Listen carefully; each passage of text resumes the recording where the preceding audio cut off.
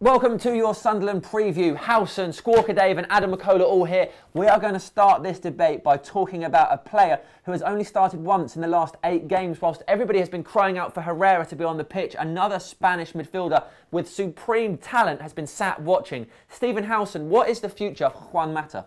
I don't think he's got a future at the club, which makes me sad in all honesty, because while everyone's been saying how well Fellaini's playing, I think Fellaini playing is indicative of why or how we've been playing ourselves, which is he's a plan B player and we've just sort of defaulted to plan B without being able to play any sort of real football. Yeah. If I was in charge, I would build a team around Juan Mata. I think he's a lovely footballer and he's the sort of player that I really enjoy watching. I love players that can do it on the floor the way he does it and create goals, and that for me shows what's gone wrong this entire season when people want Fellaini to play over players like Juan Mata. Yeah, Dave, it's difficult to imagine a team like Barcelona or Real Madrid employing a Fellaini-like character when they have such talent as Mata and Herrera on the bench who could provide a different level of the beautiful game. Why is Fellaini playing? I'm not too sure, to be honest. When I went to Southampton away, he was rotten. It's the first time I've seen him live, and literally his head is too slow. He's too slow to make passes. He's too slow to make tackles. He's just all round too slow. And you look at Juan Mata since he joined the Premier League, he's got the second most assists and he's created the second most amount of chances out of all Premier League players. And we're lacking that this season. We're lacking that creativity. You look at what he's done this season. He's scored 5 goals, our third highest scorer. Look at the third most passes completed as well. So he's a player that's making a difference when he's on the pitch. And United at the moment are very sluggish.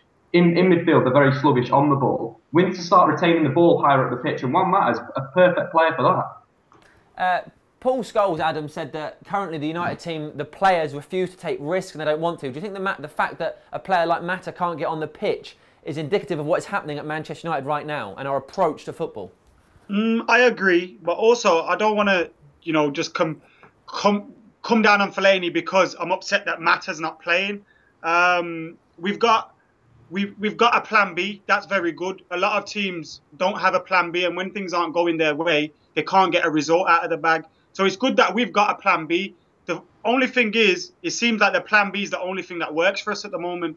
When we're playing with our footballers out there, we're not creating enough opportunities. So then we need to play someone like Fellaini to give us those options and give us the easy ball. Unfortunately, it's come at a cost, and Mata's been left out of the team. But at the same time, I love Juan Mata. I love reading his blog every Monday. I love how he plays football. I love him as a person and as a footballer. But what you've got to see is, has he been a match winner? And by that I mean, has he scored many goals when it's been 0-0 and made it 1-0? Does he dictate and control games enough? I don't think he does. And I think in a number 10 position, we've got Wayne Rooney, we've got Angel Di Maria, who are both better than him in that position. And that's why I don't think he starts much. Controversial stuff. Okay, let's talk about the fact that James Wilson and Robin van Persie are now, as we understand it, injured and will be missing the Sunderland game and possibly future matches. They don't have a return date in sight yet, which means Radamel Falcao possibly has an opportunity to save his future at Manchester United. How do we get the best out of a player who came with so much potential and hasn't done anything really yet? Stephen Howson. We just have to start playing good football, because with good football is going to come chances.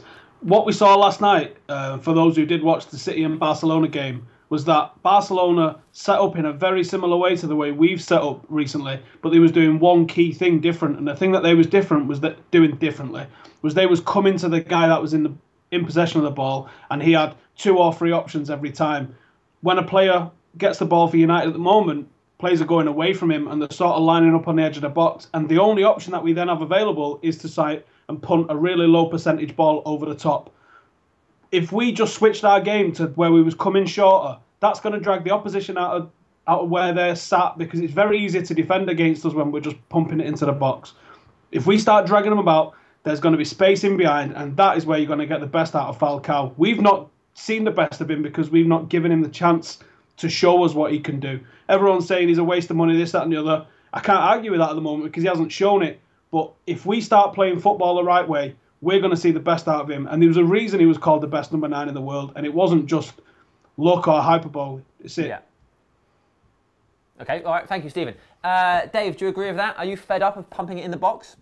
I think that the style is obviously wrong for Falcao. He's a player that likes to play on his own up front, and playing someone next to him just restricts his space. There's so many goals you're watching Falcao bursting through, or you're watching Falcao going into a channel, just scoring a goal for a wide position. He doesn't do that because he's not got the space. But I think for Falcao, I'm going to say that his United career is probably over. It's time for him to move on. It's not to move the side forward. Falcao isn't really there. His touch has been very poor recently. He doesn't look like the Falcao of old, and maybe that is something to do with his knee injury. You know, when he came to European football, he was scoring 3 goals every 4 games, which is absolutely astonishing for Porto, for Atletico Madrid, for Monaco. It was brilliant. Coming to United, he's scoring a goal every 4 games. So he's, it's 2 goals every 4 games he's lost. Where's that gone? You've got to look at the player. You've got to look at his confidence. You've got to look at his touch, his ability. Has it gone? Is he finished? Was he a striker that was at the top of his game for 3 years and that's it? He's burnt out now. Quite possibly. All right, then, Dave, tell us, is he in your team to face Sunderland? Oi, Sam! I want to talk Falcao. I'm here, you know. Go on, then. You're just going to ignore me because you already know what I'm going to say. Real quick, mate. Go on. How it is. Now, with Falcao, yeah, I think it's a case of not only is Falcao fighting for his future, you also look at Robin van Persie. Wayne Rooney hasn't scored many goals. It's not a coincidence. All of our strikers are not scoring as many goals as you'd expect them to. That's partly because of the way we're playing, partly because they're misfiring. I think it's unfair to say Falcao's a flop or whatever, because if he leaves Manchester United in the summer, I have no doubt it'll be a success elsewhere. And I feel if he was playing for a team like Arsenal now, he'd probably be top goal scorer. Or Chelsea. If he was just, say, taking Diego Costa's place at Chelsea, he'd be smashing it up. Okay, go on then, Dave. Give us your team. Thank you, Adam. So I'm going to go with David De Gea in goal, obvious choice. I want to see Raphael back at right back. I think Valencia's done all right, but Raphael's fit again. He's got to get in the side. Continue with Jones and Rojo. Rojo's an interesting one. I've started to lose a bit of confidence in the fella. He's now made 4 defensive errors in the Premier League, equaling Johnny Evans' his record, which is pretty poor. He looks solid on the ball, but I just don't trust him. I don't trust him at all, but I'm going to keep him in there because there's no other option. Luke Shaw at left back. Then my midfield is going to be about retaining the ball in the right areas of the pitch. You watched Borussia Dortmund last night, and you got Ike Gundogan and Sahin. They just controlled the game with their ball retention, and that's what I want to bring in here with having Herrera, Blind, and Mata. So you're looking at their pass completion rates this season. You've got Herrera 87%, Blind 89%, and Juan Mata 90%. That's the retention we want in midfield, not at the back. Then you're looking at I want a quite fluid forward line with Januzaj, Rooney, and Di Maria. Just think it's got to be 1 striker up front supported by 2 wingers, and that's where we've got to go to progress. Okay, so no Falcao. Stephen, what's your team? I quite like what he's saying there, but I'm going to go for exactly the same sort of midfield lineup, but mine are going to be a slightly different way of setting up. I'm going to go for De Gea in net, Valencia, Smalling, Rojo, and Shaw as my defence. I think I would bring Raphael in, but Van Gaal's got this thing about players have got to be fit for 5 years before he lets them go back straight into the team. Herrera and Blind as a midfield 2. Mata, Rooney and Di Maria as a forward 3, but I'm not really saying you're a winger, you're a number 10, because as we've already said, all 3 of them can fulfil any of those positions across the front, in all honesty. So I want to see them rotating through that, coming short, collecting it from Herrera and Blind, and then feeding that guy up front, Falcao, because he is our best number 9, whether some believe it or not.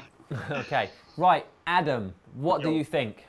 I like both teams, and I kind of agree that I want to get a striker, one main striker in the box, but I'd still play 2 strikers, and by that sense, I mean Falcao up front with Wayne Rooney in the hole off him, and 2 wingers out wide, maybe Di Maria or Ashley Young or something out wide. I'd play like that, especially being as we're at home, we're against Sunderland. We need to get some goals, so I'd like to see us smash them. But I like both teams, but I'd play Rooney just off Falcao.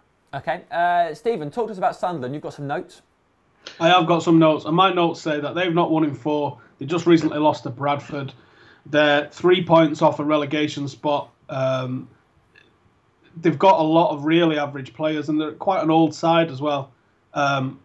Again, I say it every week, and I firmly stand by it. Our biggest threat is Manchester United. That's who's going to lose this game. No one's going to take it from us. We're going to throw it away if that's how it goes down. Dave, Wes Brown, John O'Shea, who's their biggest threat? We look at Jermaine Defoe. Since coming back to the Premier League, 2 goals in 5 games. The top scoring substitute in Premier League history with 22 goals. I think another thing, we've got to be cautious around the box. They've got a real danger man from set pieces in Sebastian Larsson. He scored 5 goals from direct free kicks since joining Sunderland. No Premier League players managed more in that period. So United have got to avoid fouling around the area. Luckily for United, they've conceded the least amount of fouls around the penalty area. So hopefully we'll avoid that situation altogether and we'll be all right. Awesome. That's because they all fall over and just let the strikers run through. Go on, Adam. Any thoughts? Who's gonna do the damage from Sunderland? Sunderland. I like Jermaine Defoe. I liked him when he was at Tottenham as well. And he seems like a striker that can always find a goal. So Jermaine Defoe will be their biggest goal threat. And you got Adam Johnson, who I think's one of, if not their top goal scorer. Their top goal scorer. Yeah, so he'll be a threat as well. Adam Johnson, Defoe, and Sebastian Larsson. And hopefully that Catamo's kept on a leash because he'll probably injure someone. Yeah, naturally. Okay, right, Stephen, prediction, go. 1-0. Squawker Dave. 3-1 United. Adam McCullough. I tell you what, 3-0 United. I'm putting £100 on -2 this week. The goals are 2-0. 2-0. That's the score. Read it again. He took your score and took a point off it. There you go. Pick me on scores, mate. Pick me on scores. Who gets it right most of the time? This guy. Right. Let us know what you think the scores will be. Let us know what you think about Mata, Falcao, the rest of the team, how we're setting up, Herrera, and all of that stuff at Aaron Sunderland. Get it in the comments below. Guys, thank you very much. Have a great day, everybody. Peace out. What I see out there on the pitch, we would have killed for at times during Sir Alex Ferguson's reign. Some of the players that are out there, Angel Di Maria, Rooney, Falcao, these are players that grace World 11s, not just Premier League 11s or Manchester United 11s.